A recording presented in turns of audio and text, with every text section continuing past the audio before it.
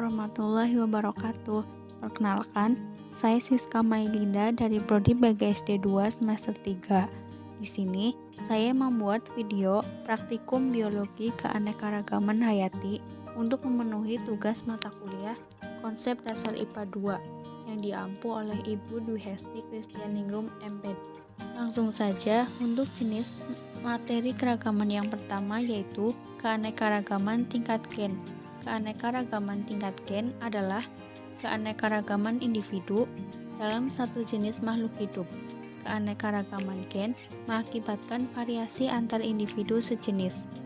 Contoh dari keanekaragaman tingkat gen ini adalah tanaman bunga bugenvil ungu, bunga bugenvil merah muda, bunga bugenvil putih yang memiliki perbedaan, yaitu perbedaan dari segi warna bunga.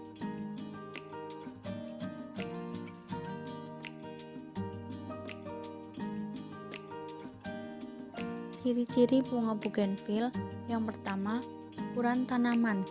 Tanaman bugenvil dapat tumbuh mencapai ketinggian 5 hingga 15 meter, namun sulit tumbuh tegak dan cenderung menjalar. Ciri-ciri yang kedua, tekstur batangnya keras. Batang tanaman bugenvil bertekstur keras dan memiliki banyak percabangan dan ditumbuhi duri tajam pada area batangnya. Yang ketiga, bentuk bunganya berukuran kecil dan bentuknya menyerupai trompet yang terdiri dari 3 kelopak. Yang keempat, memiliki seludang bunga.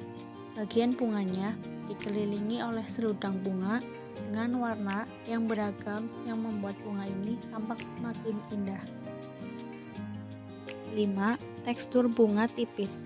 Bunga bugenvil juga sering disebut sebagai bunga kertas karena tekstur seludang bunganya yang sangat tipis. Yang keenam, bentuk daun. Daun tanaman bunga bugenvil berukuran lebar dengan bentuk bulat telur. Namun, ada juga yang berbentuk elips atau bujur tirus. Bagian ujungnya meruncing. Daun bugenvil merupakan jenis daun tunggal, panjangnya dapat mencapai 4-10 cm, sedangkan lebarnya kira-kira 2-6 cm. Daun tanaman ini tumbuh dengan rimbun. Yang ketujuh, mengugurkan daun. Tanaman bugenvil akan mengugurkan beberapa daunnya saat bunganya mekar. Namun, daunnya yang rontok tersebut tidak terlalu banyak dan tidak sampai habis. Yang kedelapan, selain menjadi tanaman hias, bunga bugenvil juga dapat digunakan sebagai bahan bonsai. Selanjutnya, keanekaragaman tingkat jenis. Keanekaragaman tingkat jenis atau spesies menunjukkan adanya jumlah dan variasi dari jenis-jenis organisme. Keanekaragaman ini terjadi karena adanya pengaruh kandungan genetik dengan habitatnya. Perbedaan habitat inilah yang menyebabkan setiap tanaman tadi mempunyai ciri khusus dari tiap spesiesnya. Contoh keanekaragaman tingkat jenis yaitu pada buah sirsak, buah nona, dan buah srikaya.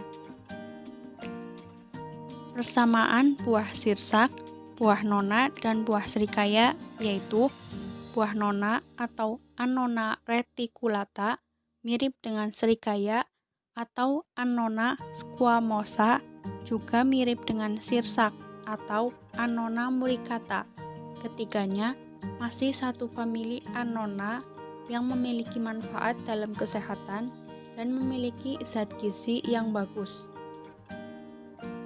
Sementara perbedaannya, yang pertama, pohon sirsak bisa mencapai tinggi 9 meter. Bunganya berbau wangi dan muncul di batang yang tidak terlalu tua. Sirsak dapat berbuah sepanjang tahun. Buahnya berkulit hijau dengan duri pendek dan lunak. Jika matang, ditandai dengan tekstur buah empuk dan lunak. Daging buah berwarna putih dan berbiji banyak. Cita rasa buah sirsak asam, manis, dan segar. Cocok untuk dibuat jus, puding, sirup, atau campuran makanan. Buah sirsak ukurannya lebih besar dari buah nona dan buah srikaya. Yang kedua, buah nona ukurannya jauh lebih besar ketimbang srikaya. meskipun daun dan kulitnya mirip. Dari segi fisik pun, buah nona hampir menyerupai buah serikaya. Bedanya buah nona memiliki kulit yang mulus atau tidak berbiku, harum, dan berwarna kecoklatan. Terkadang buah nona ada yang berwarna ungu, berbeda dengan buah serikaya yang umumnya berwarna hijau.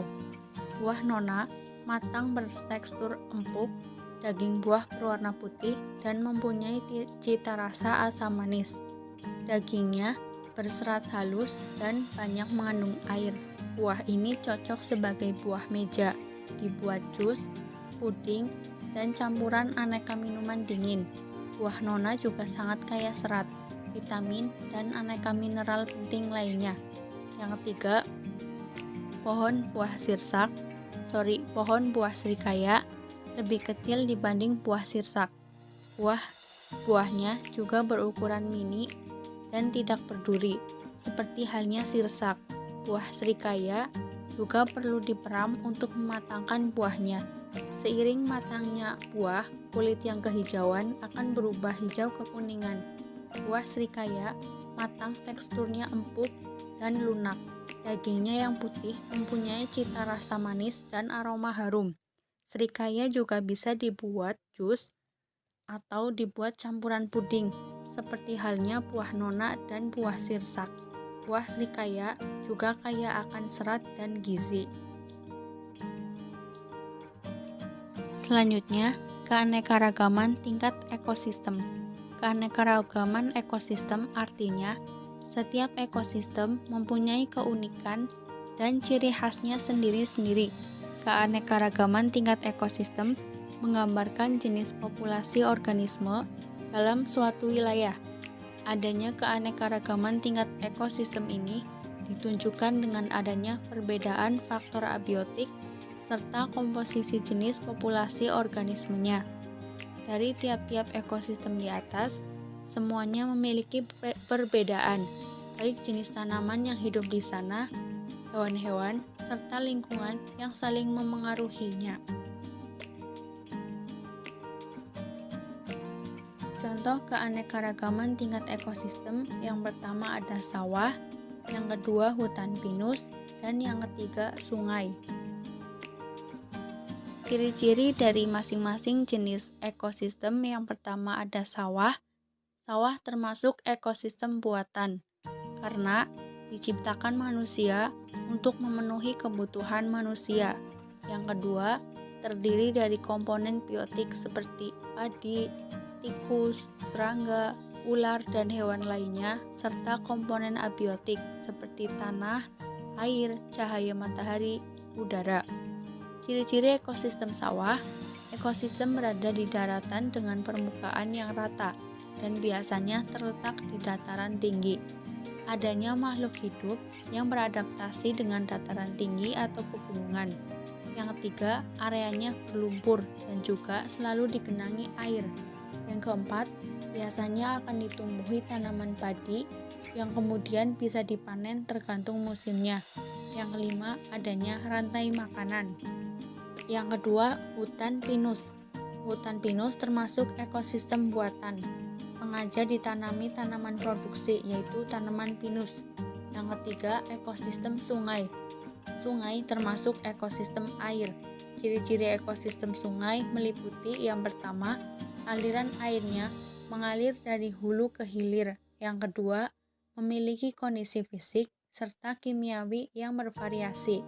Yang ketiga, terdapat hewan dan tumbuhan yang sudah beradaptasi di dalam kondisi aliran air.